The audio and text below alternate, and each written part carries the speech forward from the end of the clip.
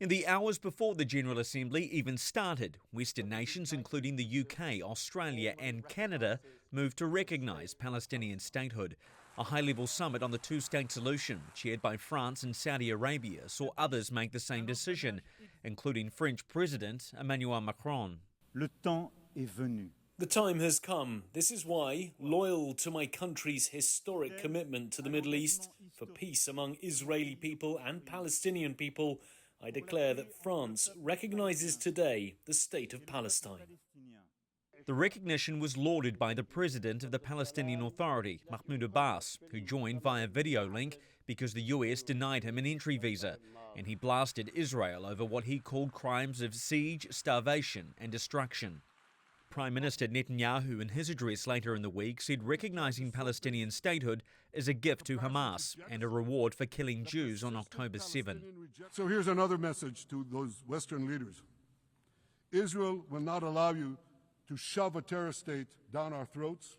Netanyahu's speech comes as US President Donald Trump says he won't allow Israel to occupy the West Bank in retaliation, and is set to discuss what's being called a 21-point Gaza peace plan with the Israeli Prime Minister. Wahid Pal-Sidhu from New York University says stopping Israel from moving in on the West Bank will be more painful for Netanyahu than Palestinian recognition. But I think even more important, the 21-step solution notwithstanding, is Trump's assertion that US will not allow Israel to occupy the West Bank. And I think that may well be more of a sobering position for Israel than perhaps any of these other recognitions. Mr. Trump made another decision this week that raised eyebrows, saying he would be fine with NATO countries shooting down Russian jets or drones entering their airspace. The decision was met with praise from Ukraine's president, but also with scepticism from analysts struggling to keep up with shifting US positions. The Trump's problem is that he tends to listen to the latest person he's talked to, and he's perfectly able to reflect Zelensky's views right now, but he's also perfectly capable of saying tomorrow, well, actually, that's going too far, and we should go back to my original plan. I just don't take it very seriously. He's had so many different positions over the last number of months on Ukraine.